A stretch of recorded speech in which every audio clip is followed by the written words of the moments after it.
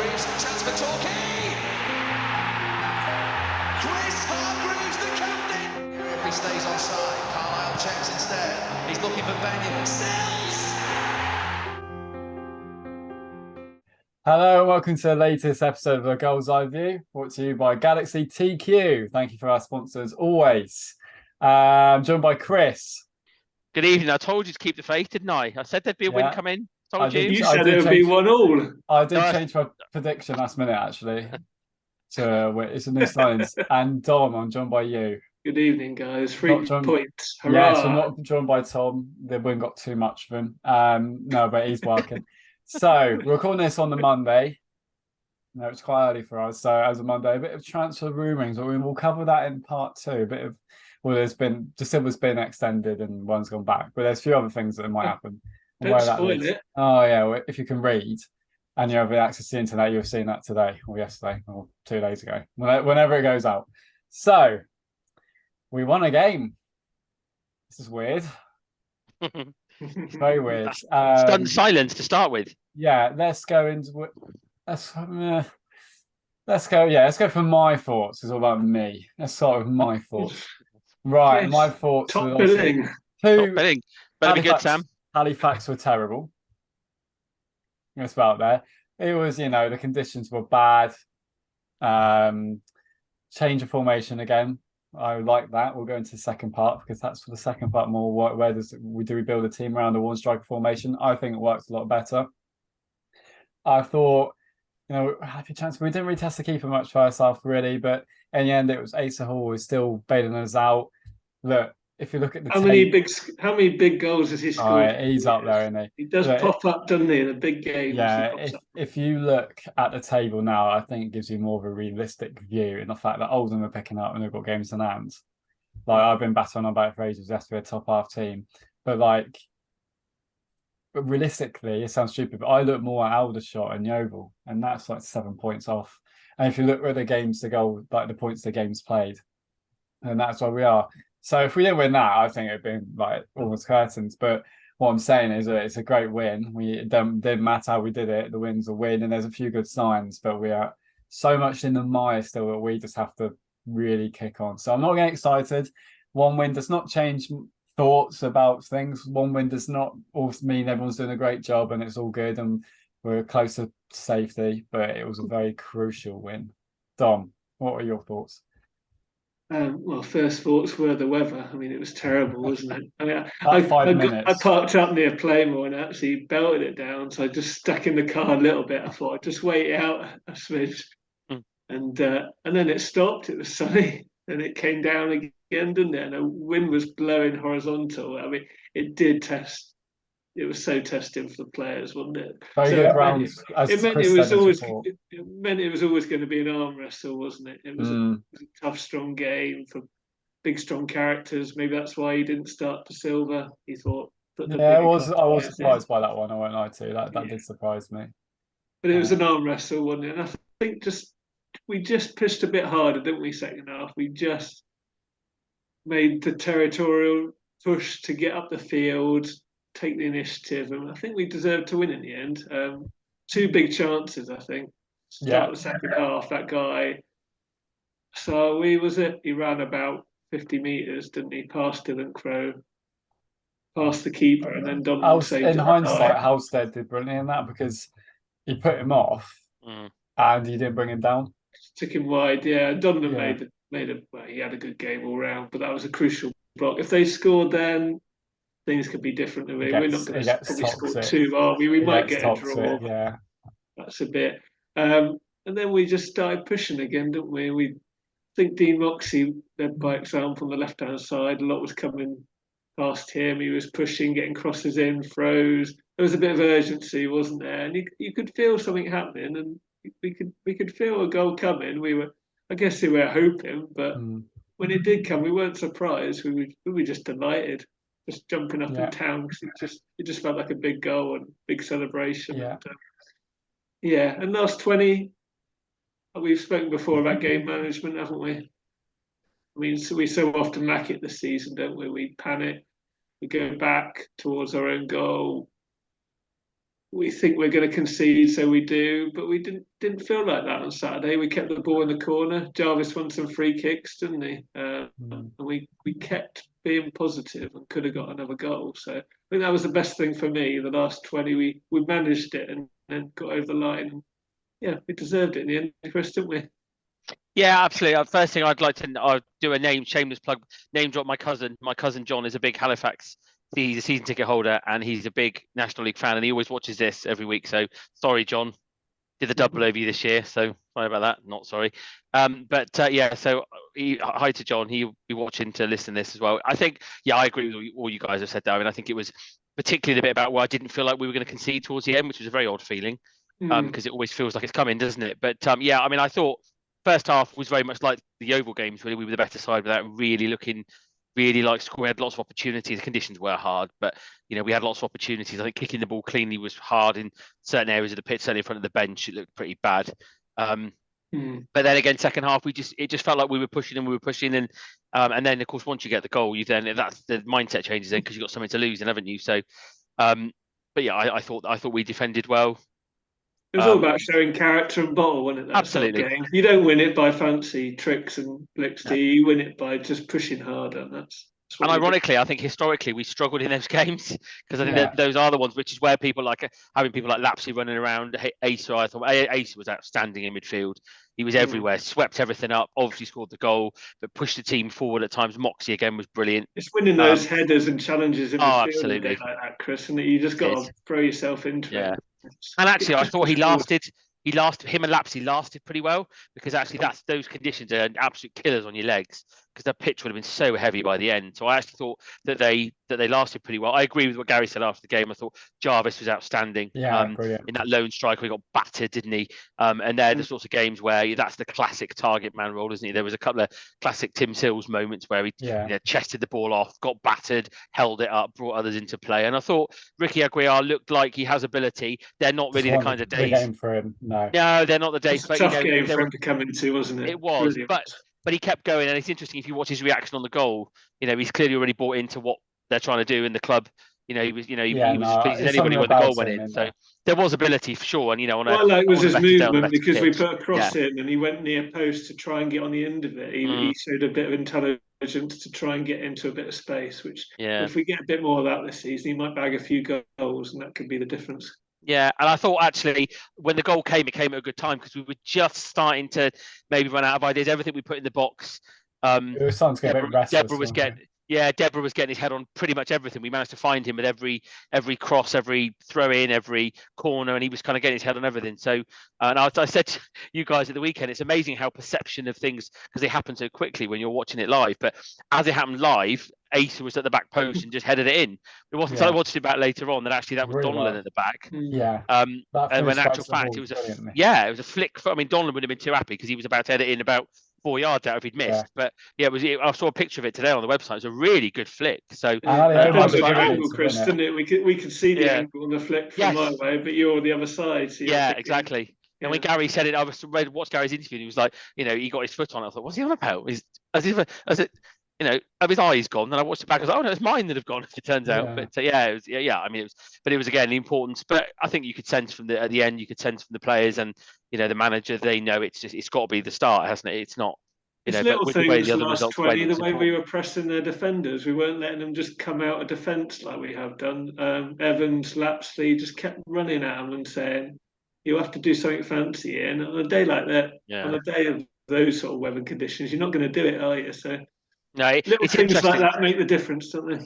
They do, and it's interesting. I thought as well, exact same thing about Ali Omar as well. I thought Ali Omar was good again, but it's interesting how the opposition really dictates to how he's able to cope in the game. Because again, just like at Yeovil when they had Malachi Linton up front, they had Ditaruwe up, and he was playing. He was playing up against them, so he was quite happy.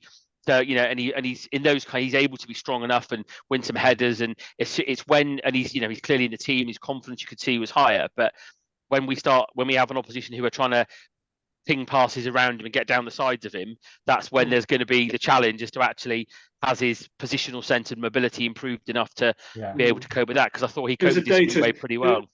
It was a day to squeeze up, wasn't it? The conditions Yeah. didn't favour balls over the top, did they? Because they just go straight out of play. So squeeze up, win your battles, and then you make your But own luck on occasions, don't you? You win the game if you've Yeah. worked hard enough. That's what Gary said. And he's improved as well at that kind of, because like I wrote in the article that I wrote, he's got much better at, I said again last week, coming towards the ball. Too often he'd kind of step back and either let the forward have it and pop it off around him, or be indecisive, not what to, that you can tell whether it's Downs or whoever's. They've worked a lot that actually, no, you come and you win the ball, and you might not get there, but actually you've got a much better chance if you try and dominate. And again, I didn't think that, for a pretty good National League striker in Disarue, who scores goals, who can get around the side, I thought he dealt with them pretty well. Yeah, he had one moment, didn't he, first half, where he miscontrolled the ball almost, didn't he? And he always skipped half clearance. And then he had a wobbly moment 1 minute later. So you just like, calm down, you'll be all right. And he was fine after that. And I think they've simplified his game as well. He doesn't. He kicks it the way he's facing. He heads it the way he's facing. If in doubt, you kick it out, which he did on 2 or 3 occasions. And I think for him, that kind of that simplistic approach is working at the moment. There is always a mistake in him, but this thing when we get to the National League, I guess when we get against teams who are more going to punish you than Yeovil and Halifax, that's when questions will be asked of him. That's when you got more to think about, isn't it? When the game gets a bit more chaotic and open, then he'll have to earn his call. And then he's not proved very much yet, but it is good to see him come through and have a good couple of performances, isn't it? Because he always gives it everything. He runs up the pitch for every. At this stage, I'd trust him more than Marshall in that middle of the three. Yeah, maybe.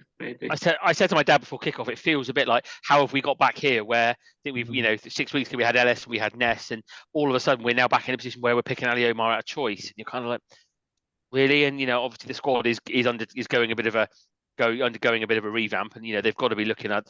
Been reading today, we have got a centre back on trial and that kind of thing. So I think they must be trying, because we need more numbers in there. One more injury. And Tomlinson, he clearly doesn't fancy, and you've got a youngster. But it was after the game, it was one of those where you're never quite sure how to feel, because you get a win and you think, right, have we got at the league? Have we got a bit closer? And then you see that you look at Oldham have won, Scunthorpe have won, and you think, oh, really? But actually, it then means, well, actually, had we not won, we'd have been in big trouble, as Sam said. So you've got to start moving and start to get some points on the board, and then try and catch your Gatesheads and your. There's no point looking at a league table. Like, seriously, been sat there looking at scores until we've put like 1-5 over the next 7 or 8 or something like 10. Like, there's no point. Do that. But like, there's no point. I don't seriously, look, because we're in so much trouble still. Until we get sort of more points and games played, I'll be happy. I'll start thinking, there's a chance there. We're still, how many points do we have to games played now? It's still so far off. 22. Yeah. Yeah, we're only 4 off, isn't it? You got Maidstone end of January, and that is a big one. But before that, Bromley, Boreham, and Woking, isn't it? 3 teams we always struggle against. So yeah, and actually, but again, I just think that the home form is so important. Bromley, I was just looking; they've got the table in front of me. Bromley are 9th, so they've got 2 points more than Halifax had for the game. So it's very tight. I will never fear, apart from. I never fear teams in this league apart from like Wrexham, Chesterfield and Notts. And that's only because I know how vulnerable we are. Yeah, but I think as well, historically, Torquay should be a place that, and generally speaking, is a place where you go and you have a tough game. But actually, I think our record against Bromley is not great, is it? So, Bromley but again, will be a tight game, always tight game. It's not that we should apart from the Dean Edwards game, that wasn't tight. But other than that, I forgot about that one. But I mean, the key is you just gotta, if we win, if our home form significantly improves, well, all of a sudden we'll have a good chance. And if it doesn't, we won't. You might pick up some points away from home, but the reality is the bedrock of any successful team has to be your home form. For me, on the day, if we win, I'm delighted and just enjoy it, and then worry about whatever else the next day. Yeah, last 5-6 games, as well. For honourable mentions to Halstead and Donnellan, like Halstead. It's just that's what we thought we were signing. Everything was perfect. The crosses, made a couple of good saves as well. Everything was just spot on. And when you're not conceding half chances like we were at the start of the season or we were last season, obviously with Halstead and all that, as I said with like McDonald last season, it just changes. It makes everything different. Other keepers, or if the keeper's not right there, we go 1-0 down and we're out that game at this point. Those little moments where Halstead's making those saves or catching those crosses, just so. And it was notable when we scored that he came across to the bench and he had a quick word, and then he suddenly went down injured after the goal. I didn't know if it was an actual injury or no, of course not. No. I think as well, what's interesting is, and again, hopefully it's a sign of an improvement. If you look at the last 3 games, we've been conceding 2s and 3s and more for far too much of the season. But in successive games now, that's 1-1 clean sheet. All of a sudden, we are a little bit best option tighter. is to be tight and compact, isn't it? Tough to beat and then grind out the wins. We're not going to be thrashing teams in this league, are we? We've got to win close matches. We've got to keep clean sheets. That's our best way out. That's our best way out of this. A player I want to see more of is Evans. Flutters to deceive at the moment. He's just not. You can tell there's something there, but he's got so much more to come. I had a Yeovil fan said he was one of our better players. He was one of our better players against him, but still, like the weekend, it's just that final ball that lets him down. He's got ability. He tried to be too intricate. Yeah, he's got a good work rate as well. He's got a good work rate. He's definitely not come here to be like, oh, I'm too good for Torquay. And it's definitely not the case at all. And it's very difficult for him, but it just hasn't. At certain times, I think you're capable of a lot better than that. I'm sure you'll know that. But he tried to do too many little flicks and tricks the first half, and it wasn't the conditions for that. He had to take a touch and be direct with it. Don't try anything too difficult, because it just wasn't the conditions to do it, was it? So it's almost like all of this Talky Talk content's like, seamlessly put together, isn't it? Because that's exactly what I put in the article I wrote after the game on Saturday. And I think the frustration that I have with him, which is why I mentioned it, was he clearly has ability. He has got real vision. He's got ability. He moves well with the ball, but there's just no end product. He's not scored a goal. He's a nearly man. He's not had lots of assists. He's O'Connell, and he's not that bad. He's more that than Lemon Evans at the moment, though. He's a completely different player to O'Connell. No, what I'm saying is O'Connell had no confidence and just sat on the wing, didn't he? Tidy. Evans has got confidence. But he needs to find that final touch, doesn't he, as Chris said before. Absolutely, but I guess that's the problem with a lot of kids. Hence why they're on loan at Torquay or they're playing for Torquay. You look at Evans, you joke about O'Connell, but you look at O'Connell, you look at De Silva, Evans, Aguiar potentially. It's the end product that they've got to work. I mean, Gary mentioned today how De Silva's getting better and he wants to get better, but he's got to that end product for a lot of these lads is what we're saying about De Silva. He's got 3 goals and 4 assists. Oh, it's absolutely.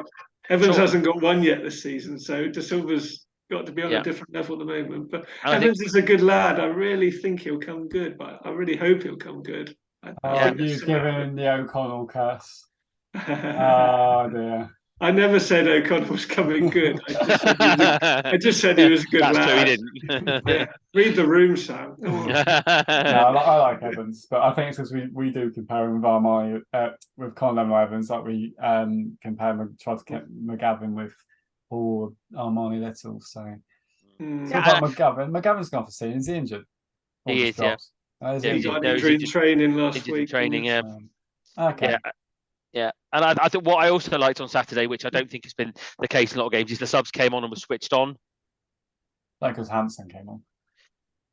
Partly that, but also the fact that the subs came on, and actually even Marshall came on at the start of injury time, and straight away they got down the left-hand side, and he went and covered the bloke who was trying to get a run into the box, and he blocked the ball, and then managed to out-muscle him and clear it. And that was the second after he came on. Because I look straight away we switched on, which is for subs. Sometimes you think, and I commented to my dad, how often do you see substitutes and they faff around getting their shin pads in and all that? When they called De Silva back, he was ready within 25 seconds. All the training kit came off, his shirt was on, everything was ready, he was ready within half a minute. Because the crowd had been shouting his name for Well, maybe. You've got to do a little sprint if you're getting a. That annoys me when they faff around. They're not ready, but he was ready to go. Like when Tory Johnson comes on and does his hamstring within 30 seconds. Well, at least we didn't bring Andrews on, at least. Because he wasn't even scored. Ross Marshall, he's a player there. I look at him, I think, I was thinking he'll be really good. And then he's. There could still be, Sam. There could still be. He's still young, though. He's still young. Written him off, but he needs to prove a lot. You think he's 27, 28, but he's literally the same age as me. He's like 23. That's the thing. But yeah. Corey Andrews gate. internet rumours today. Don't say I don't know. I don't know where it come from. Don will be upset if that's true. Rumours Well, of I mean, what? Him he's going gone Millstone. to Salter Wheelstone is the talk today. He's going to be the Goals? next. He's going to be the next Josh Umera. Will we write him off and then he scores 16 Can't get any goals? money for him, surely. Or we pay him. Well, he's under contract, so I suppose if he wants out and somebody wants him, I We suppose. would probably do a free transfer, wouldn't we? We'd go, yeah, it's the wages. Just write him off for his wages, Chris. Would be the... Yeah, Might be until, yeah. Gary Johnson very rarely puts up with players who don't put the right effort and attitude into. No. I was doing a bit more playing digging for the into club. Andrews today. I forgot. I always go on about the Aldershot loan, but I forgot the old Palace thing. It's quite similar to Jarvis's path in the sense that he got picked up. You know, he's young from the low leagues, and then like he was really tipped for things at Palace. He really was. I didn't realise that. I was finding some old articles where people were actually like writing about him, saying, "Oh, he'll come good at Palace and that." So I don't know if it's injuries, bad luck, attitude. Only you all know that, but there's something there, isn't there? Why it's been such a disaster. You know, is he London based? Has that not helped either? I think he will be, yeah, and I think he's clearly struggling to get in the team, stay and if fit. you think how bad Halstead was last season, and from what we can rumour that his family, obviously he's been northern most of his life. Maybe his family went down at that point. But you think how bad Halstead was. He just doesn't look determined enough to get fit and get. No, and you think Corey Andrews this season, maybe a similar situation is happening there where they're unsettled and let's face it, he wouldn't be the first young lad to come down to come and forge a career and disappear within 6 months because it's away from home and he's not going well. And how many strikers have we signed over the years that have just been absolute disasters, and he's just added into the catalogue? What I'm saying is, I think it's more than football ability. It's clearly a talented lad. He's shown it, but it's been there's no excuse, and he's been absolutely diabolical for us. So, yeah, if that is true, well, that frees up. Subs did well. Hansen came on and got stuck in, didn't he? That's what you want. I mean, he's another lad who's a good lad, but he needs to prove a lot, and he should come on and be full of enthusiasm, and he was. So that's good. Yeah, I'm coming for you lot when he sticks one in the top corner. Yeah, I'm coming for you all. It's going to be incredible. I haven't seen him have a shot yet. So. It's going to be incredible. That'll be my moment. Can't wait for a consolation goal at Chippenham next season. But yeah, no, interesting. I think we'll wrap up the first part there. We'll talk a bit more about Taunton and going ahead and formation change and what we want next. So yeah, thank you for watching this part, and we'll see you in part 2. Here's Hargreaves, chance for Torquay. Chris Hargreaves, the captain. If he stays onside, Carlisle checks instead. He's looking for Benyon. Sells.